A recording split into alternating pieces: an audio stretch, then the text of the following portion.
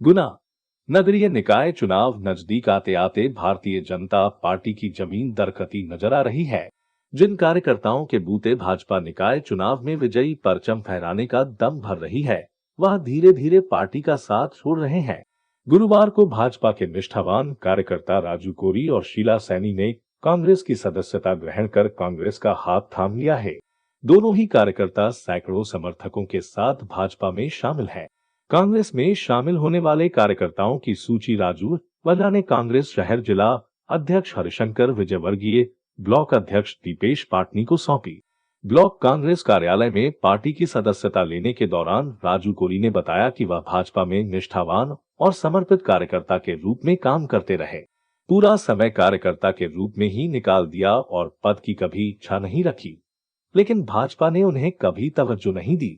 कांग्रेस ही ऐसी पार्टी है जो प्रत्येक कार्यकर्ता को समान रूप से सम्मान देती है, इसलिए वह अपने 90 समर्थकों के साथ कांग्रेस में शामिल हो गए।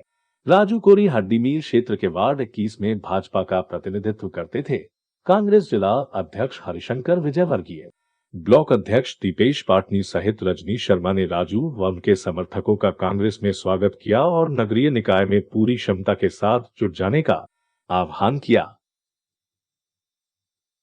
महिला नेत्री शीला सैनी भी अपने समर्थित कार्यकर्ताओं के साथ कांग्रेस ज्वाइन करने कार्यालय पहुंची।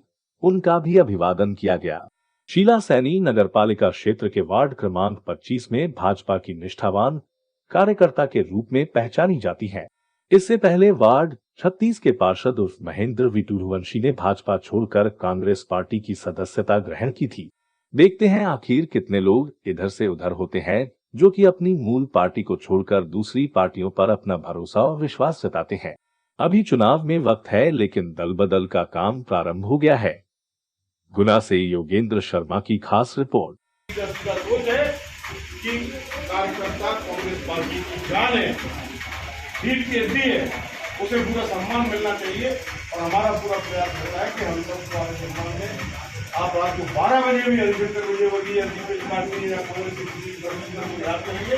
आपको अगर कोई भी प्रशासन तकलीफ देता है तो हम आपकी सेवा के लिए हाजिर हैं। रात को 12 बजे भी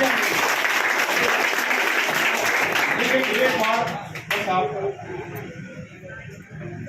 हाँ में टिकाऊ लोगों को ये बता देना है कि ये गरीब जनता टिकाऊ नहीं है, नेता भले ही दिखते हैं। रावण विधायक, आप रावण में आपके सबके रिश्तेदार होंगे, आप पूछ सकते हो उनसे कि किस तरह से वो जनता की सेवा कर रहे हैं। तो ऐसे नेता के साथ आप जुड़ने जा रहे हो। एक अच्छा कार्यक्रम आपके बीच में हम बाबा साहब विजयवर्गीय जी का बनवाएंगे। आप उनका स्वागत करिए, आप डायरेक्ट उनसे जुड़िए। हमारे यहाँ पुरानी जो परंपरा है वो बिल्कुल नहीं है। हर कार्यकर्ता का सम्मान है। हवाई जहाज से टिकट नहीं आएगा, कार्यकर्ता को टिकट मिलेगा। सिंधिया जी के टाइम पर पिछले 30 साल से मैं देखता आया हूँ कि टिकट हवाई जहाज से आती है। काम करता था कोई और, टिकट मिलता था किसी और। तो जो चमचागिरी उनकी अच्छी करता था उसे टिकट मिलता था, लेकिन अब जो काम अच्छा करेगा उसे टिकट मिलेगा। और आने वाले नगर पालिका के चुनाव में मुझे आशा ही नहीं है, पूर्ण विश्वास है, लेकिन टिकट तो कई लोग मिलता है। और आज आप सब लोग अगर अपनी कांग्रेस में आस्था व्यक्त कर रहे हैं तो ये यहाँ से संकल्प लेके जाएं कि जिंदाबाद राजू भैया, जिंदाबाद राजू भैया, जिंदाबाद।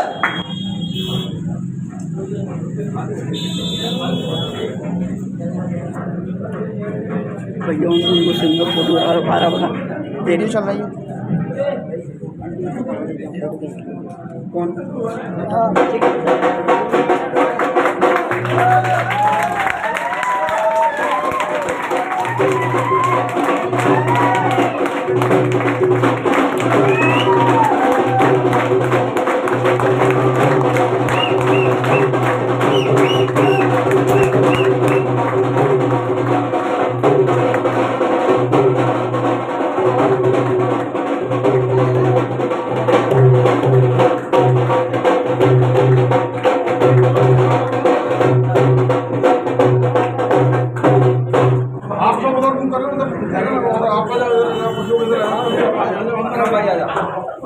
आप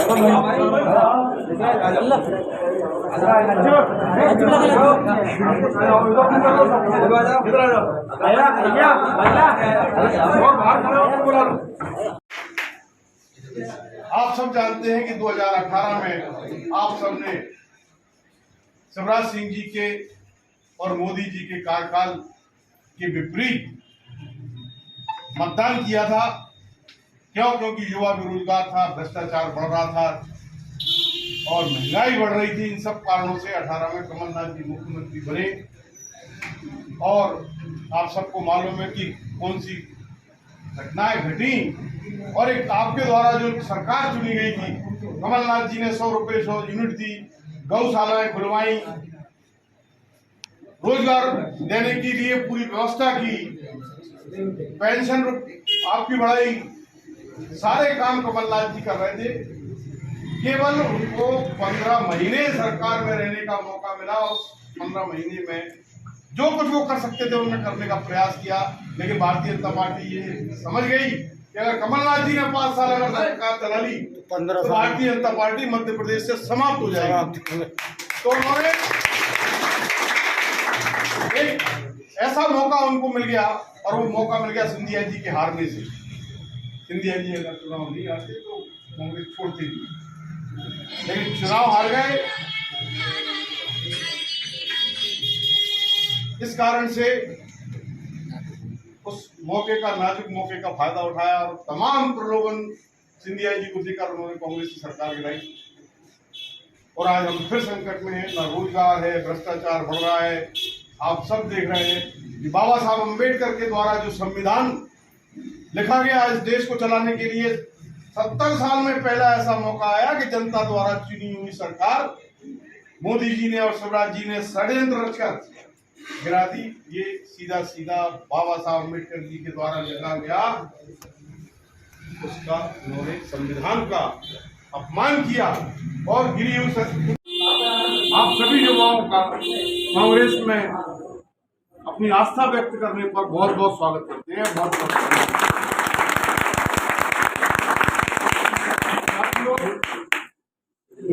आप सब जानते हैं कि 2018 में आप सबने शिवराज सिंह जी के और मोदी जी के कार्यकाल के विपरीत मतदान किया था। क्यों? क्योंकि युवा बेरोजगार था, भ्रष्टाचार बढ़ रहा था और महंगाई बढ़ रही थी। इन सब कारणों से 18 में कमलनाथ जी मुख्यमंत्री बने और आप सबको मालूम है कि कौन सी घटनाएं घटी और एक आपके द्वारा जो सरकार चुनी गई थी, कमलनाथ जी ने 100 रुपए 100 यूनिट दी, गौशालाएं खुलवाई, रोजगार देने के लिए पूरी व्यवस्था की, पेंशन आपकी बढ़ाई, सारे काम कमलनाथ जी कर रहे थे। केवल उनको 15 महीने सरकार में रहने का मौका मिला। उस 15 महीने में जो कुछ वो कर सकते थे उन्होंने करने का प्रयास किया। लेकिन भारतीय जनता पार्टी ये समझ गई कि अगर कमलनाथ जी ने 5 साल अगर सरकार चला ली तो भारतीय जनता पार्टी मध्य प्रदेश से समाप्त हो जाएगी। तो उन्होंने एक ऐसा मौका उनको मिल गया और वो मौका मिल गया सिंधिया जी के हारने से। सिंधिया जी अगर चुनाव नहीं आते तो कांग्रेस छोड़ देगी, लेकिन चुनाव हार गए। इस कारण से उस मौके का, नाजुक मौके का फायदा उठाया और तमाम प्रलोभन सिंधिया जी को देकर उन्होंने कांग्रेस की सरकार गिराई। और आज हम फिर संकट में हैं, ना रोजगार है, भ्रष्टाचार बढ़ रहा है। आप सब देख रहे हैं कि बाबा साहब अम्बेडकर के द्वारा जो संविधान लिखा गया इस देश को चलाने के लिए, 70 साल में पहला ऐसा मौका आया कि जनता द्वारा चुनी हुई सरकार मोदी जी ने और शिवराज जी ने षड्यंत्र रचकर गिरा दी। ये सीधा सीधा बाबा साहब अम्बेडकर जी के द्वारा लिखा गया उसका उन्होंने संविधान का अपमान किया और चुनी हुई सरकार गिरा दी। लेकिन हम सब कांग्रेस के लोग हैं, आप सब कांग्रेस में आए हो, आपका बहुत बहुत स्वागत है। इस समय लड़ाई आपके लिए जो लड़ना है वो ये है, अपने बच्चों के भविष्य के लिए, रोजगार के लिए लड़ना, बढ़ती हुई भ्रष्टाचार और बढ़ती हुई महंगाई के खिलाफ लड़ना है।